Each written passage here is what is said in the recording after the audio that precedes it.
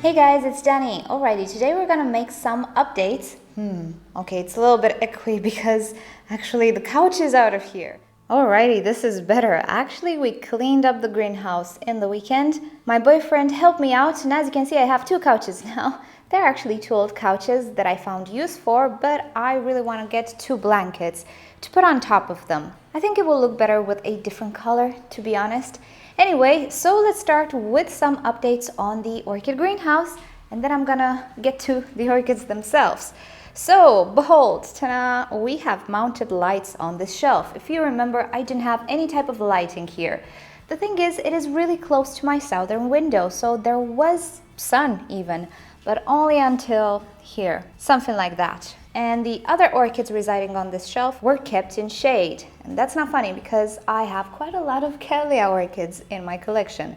So we've installed light. Given the dimensions, there are more light fixtures here than here. And not only did we install two light fixtures on this shelf, we installed another one down there.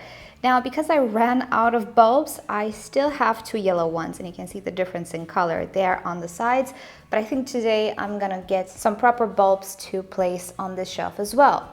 There's one thing missing though, there's no LED strip. We do have an LED strip that is out of function and I can use it, but we need to buy ourselves a jack that connects it to the power. So the LED strip was left for some other time, but down below we do have one, and as you can see, I'm not keeping it on blue anymore since I changed the light to something a little bit more cool toned. I'm keeping it on purple. Now, I'm not entirely sure if this makes any difference, and right now it looks kind of dim. It looks like it doesn't make a difference, but if I shut down the light, I have to say that LED strip does provide some light. So, I don't know. It looks okay. I'm keeping it. It cannot do any type of harm, actually. So, being that this shelf currently receives quite a lot of light, I did some changes. I'm trying to place here some more highlightish type of orchids. I'm still in the process of moving, and of course, they're not going to be displayed like this. I want to put the taller ones in the back, but for example, I need to work on this one because it kind of fell over and it got out of the medium. Story of my life, really. And all sorts of other orchids that I kind of do want to do something on and then arrange them. So here we're probably gonna have some Cattleyas and some highlight plants. Also downstairs we have the Phalaenopsis species, not the complex hybrids. The summer blooming species do kind of appreciate a little bit more light, and down below we have the Catasetums. I've decided to keep them in, let's say, intermediate light, not Cattleya light anymore, simply because I do have some new Catasetum type orchids and I'm afraid I'm gonna get female flowers. As far as I know, the Cycnotus Wine Delight and the Millennium Magic are not prone to creating female flowers, but I'm not sure about all the other ones, so I don't want to risk it. They do still have quite enough light, and in that particular place, after lunchtime, sun starts to hit as well, so they do kind of still get filtered sunshine. It's just not as much as before.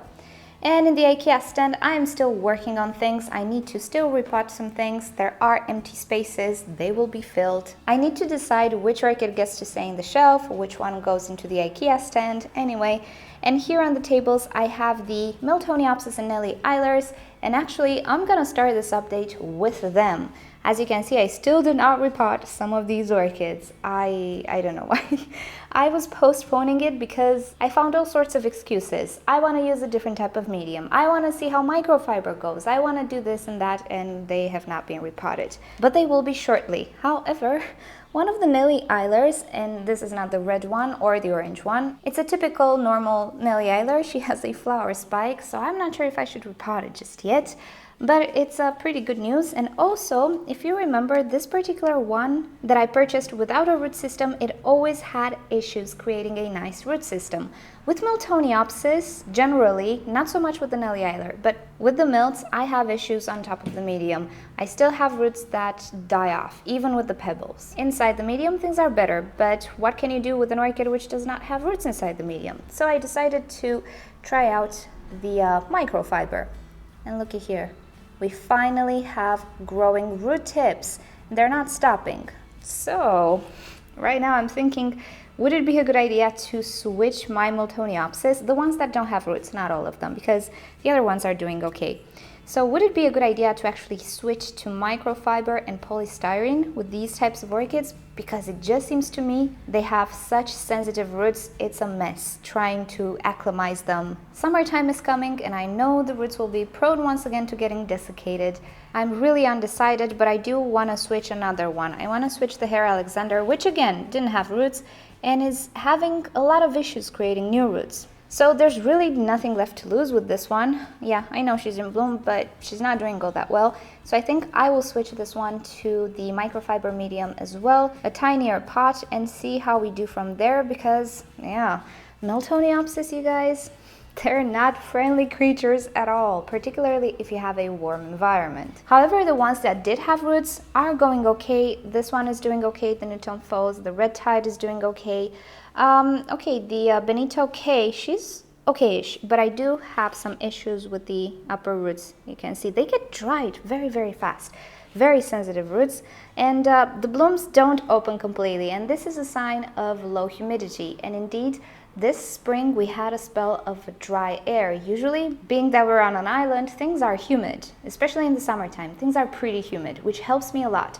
But right now in the spring it was windy, super dusty, or sandy rather, and super dry.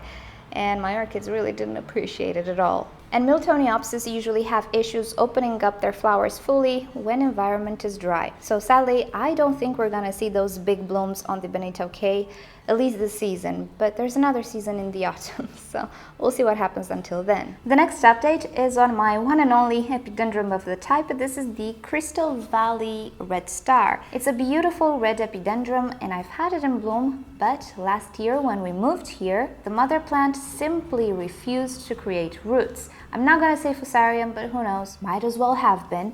However, it did have this keiki, which was producing roots on the mother plant. So I separated it. I'm not kidding, it was like this. It was the tiniest thing ever. So I potted it separately and it grew. It's not a big plant, as you can see, it's a tiny little depleted keiki, but it survived. It has roots and it's working on a new growth of its own, hidden behind this leaf.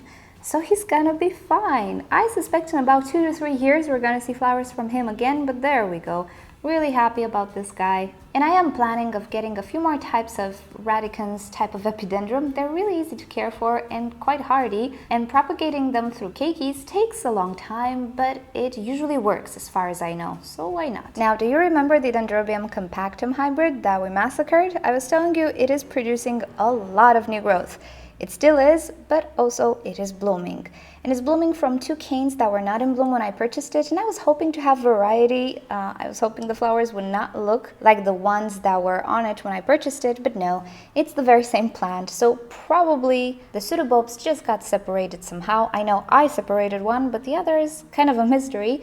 So no, it's the same plant, but the flowers are just so pretty. And I have 2 flower spikes developing here. It's just such a vigorous orchid. I was absolutely not expecting it. Look at that, such a beautiful display. The Dendrobium venustum was one of the orchids I thought I was certainly gonna lose. But turns out I'm not. So as you can see, once again, we have this one in microfiber because it was one of those orchids that were really on the verge of dying. And right now it is producing a lovely new growth, and not only. At some point it had this eye trying to develop, it never did, but it is creating roots from there. This orchid has one of the thinnest root systems I've ever seen on any orchid. It absolutely did not like that dry top layer, so I think the microfiber will work a little bit better.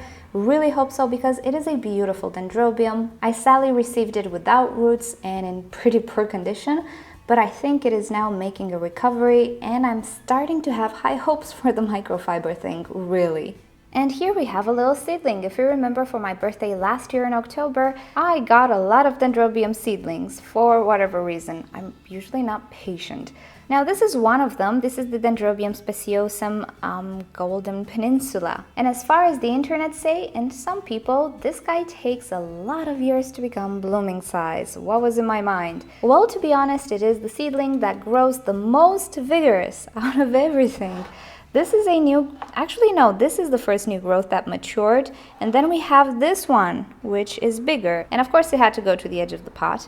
And also the root system is to die for. He absolutely loves it.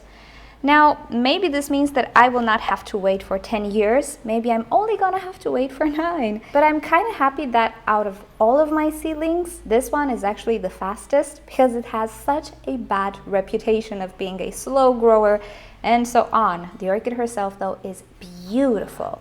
So fingers crossed, maybe I'm gonna be extra lucky with this one and we will have to wait less than expected. Who knows? It's good to be optimistic. Speaking about bigger growths, here we have the Dendrobium spectabile. Ooh, this turns out to be a Dendrobium update. It was not planned, but this guy is such an easy grower. It is a Latoria type of Dendrobium, and up until now he never gave me issues, but the pseudobulbs he grew were really not that big. However, the one it produced this year looks very promising. Now, I've read in some places that this orchid needs to be really tall before it can bloom. On the other hand, I've seen a lot of pictures and other people say that it can bloom on smaller sizes as well. Maybe it depends on variety. My variety is green, no, it's Big Devil. Yeah, it's Big Devil. So I'm not entirely sure, but every time I see a bigger new growth, I always think, oh, maybe this is the year when it's gonna bloom. However, it's not always the case. Here we have the Leopoldi. Look at that growth. The orchid was never taller than this until this year when we have quite the tall pseudobulb there. Do you think it bloomed or it will bloom? No. So there we go, it's not a rule. But it is nice to see bigger and bigger growths because at least you know the orchid is doing well and is not stressed. And pretty much that's it from the greenhouse today. I really need to repot some orchids. I have to build up courage, get some coffee and just do it. Even though after you repot so many orchids and you transition and all of that, it gets really old and I'm so bored of it. I don't want to repot orchids anymore. But I have to. So alrighty guys, thank you so much for watching. We'll keep you up to date as always with the evolution of different types of orchids. Before I let you go though, I have started to get to the entries in the competition. Some of you already received emails from me and I think in this weekend I will post the video with the actual competition. So during this week I will continue to email you back, ask you for details if I need any more details and so on. And in the weekend we will have the competition.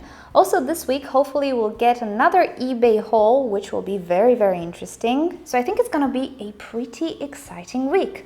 Alrighty guys, thank you for joining me today. If you've enjoyed this video, please give it a thumbs up. If you hated it, give it a thumbs down. Subscribe to my channel for regular orchids and plants videos. And don't forget to turn on notifications so you never miss a video. And with that said, I'll see you all next time. Bye! Next one to bloom is the Vanda Pachara Pink. And what beautiful flowers she presents us this summer. Overall, my Vandas are slowly starting to recover from the massacre of last year, and I really hope that they will start to bloom once again because I don't know if you noticed, last year we did not have one single Vanda reblooming, except for the pink one, but if I remember correctly, she already came with a little nubbin forming. I'm not entirely sure. I'm not considering it a rebloom last year simply because it benefited from some care at the beginning of the year. Other than that, no Vanda bloomed. I think last year was my biggest ever failure with Vandas. There we go. But they're strong creatures and they're bouncing back and ready to bloom once again.